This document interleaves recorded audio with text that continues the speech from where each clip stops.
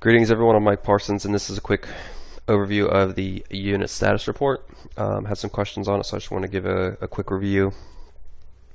So basically everything's coming from the rental units window, and then the managers are coming in here into this area and updating their unit statuses.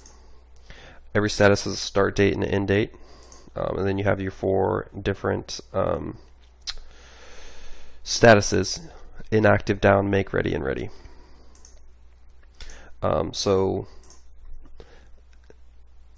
there's one way for managers to kind of see at a glance, to kind of review that. They go to reports, batched reports, and then unit statuses, PMs. It'll list all those reports with all the different unit statuses. So they can double check that with their make ready board, make sure everything's kind of looking good. So once they get those in, we can run certain reports that are consolidated into this report, the unit status report, which you guys know of. So I want to go through this real quick and explain what's happening. This occupied status ties to the rent roll. So for example, the unit status, you can't have a unit status that overlaps a point in time which a unit is occupied. So basically, in a way, that's a good thing. So we know that this number is always going to tie to a rent roll, which it does. So that pretty much takes care of the occupied, and just kind of give you an idea. At the beginning, 7/1 for Arlington, there were 206 units occupied at the point in time when this report was ran. At 7/30, there were 200. And basically what happened is, you can see here, okay, there were 9 move-ins and 15 move-outs. So that's kind of just a breakdown of the occupied column. It's pretty straightforward. I'm gonna shoot over here to the inactive or other.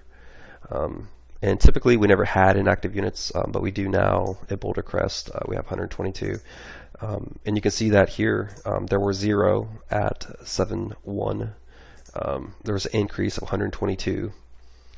And here we are at it's 7:30, the end of the period. You can see that there's 122 there. That's pretty straightforward. At a glance, you can pretty much see that those are accurate, and those are pretty squared away. We monitor those pretty well. And the same thing with the down units. It should be pretty straightforward, because we should never really be adding any units to the down status, unless I think there are some exceptions. For example, if there was a fire or a serious flood, a unit could be moved into the down status. But for the most part, it shouldn't. So you can see here, we had 4 here move into the down status. We had 3 here, 4 here, 2 at this location, 1 at West Chase. So those need to be followed up on. That's probably not accurate. And at the end of the day, that responsibility falls on the property manager. They need to know what their statuses are, other down units, and really the only way for them to do that is to keep up with them in Rent Manager. So that's kind of just going back to them, setting procedure, make sure that those reports are going, to batch reports, running this unit status report, looking at their down units, confirming that they're good to go, a couple times a month at least. It'll help that. So that pretty much takes care of this. So we know, pretty much what the statuses are. We know that they, for down, that they shouldn't really be changing. So we've talked about everything but the 3 remaining statuses: the no status, intern process, which is make ready, and then market ready, which is ready. So basically what's happening here is, you can see that sometimes when somebody moves out, they don't have a status attached to them, so they fall into this bucket right here. And this is a good way to basically just come and see, are managers updating their statuses? Are they doing a good job of it? Some places have more move outs than others, so the numbers are obviously going to be higher. So for example, here Boulder Crest had 20 move outs, but they have 24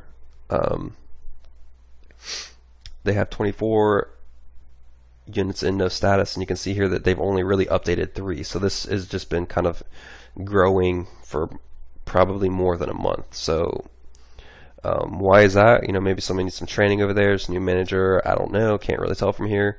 But whoever, you know, whatever DM or whoever's getting this report, I mean, this should be a huge red flag. You know, when they come in here and check their make ready status and they're saying, oh, well, this isn't right. Well, come over here and check your no unit status. And this basically, if this is 0, you know that you're pretty much good to go. It's going to be accurate. But if you see, you know, 20 something units over here, then yeah, your make ready status is probably going to be off by like about 20 probably. So that's kind of just a good way to check to see, kind of ensure that your managers are staying on top of their statuses, which is pretty big. And then the last one is the market ready. Sometimes, so for example, sometimes a unit can go from down, or excuse me, can go from, you know, in-turn process or from make ready to occupied within this range. And it's going to skip this. It's going to skip this status on this report.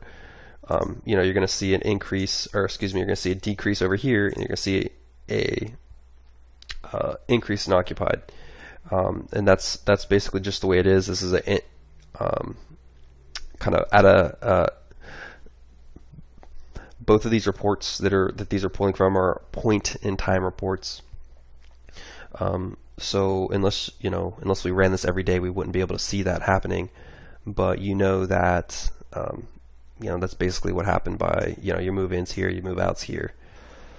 But that's basically it. One other thing I kind of wanted to throw in there, and I may need to start emailing this spreadsheet to you guys so you can take a look at this. So for example, we can see here, we can see that we had 4 units added into a down status at Arlington. Well, your question should be, why did we add those 4 units? Probably, I mean, there's a couple ways to figure that out, and you know what, you may not need this report. All you really need to do is go into Rent Manager, and like I was saying, run this batch report. So reports, batch reports, unit status, we'll do Arlington, create this thing. Now we're running it for 7/31, so someone may have gone in there and updated it. Okay, so you're coming in here, this is a batch report, so what's going to happen is you're going to have all your reports over here on the side. Now here's Arlington. I'm looking at Arlington. We're seeing the 11 down units here. So that gives you some information, but it doesn't tell you which units were moved to down in that time period, right? And that's what you want to know. Kind of a good indicator over here is you can kind of figure it out by looking at these, the days that they were vacant. That can be a good indicator, but it doesn't really tell you for sure. And then if it's a 0, that means that it's been vacant since it was moved from the old database, basically. All right, so how do we figure this out? Well, we have this unit breakdown sheet here. It has table filters on it, and you can see here that I have some filters on it already. I'm gonna go ahead and open this up. So basically what you're looking at here is the change of every unit. So if you've never used tables before, you just click on these little buttons right here and select the ones that you want. So we're going to select Arlington, and then we're going to want to see the units that moved into the down status, which is this little plus button right here. So we're going to see that. And here are our 4 units. 274, 402, 572, and 664. You can see that they were all occupied during the time, on the day of 7/1, and on the day of 7/30, they were down. So why did that happen? I don't know, but that's the information right there. You can find it, copy those unit numbers, paste in an email, shoot it to your manager. That's just about it. If you guys have any questions, shoot me an email. My email is mparsons@americanmanagement.net. Thank you. Bye.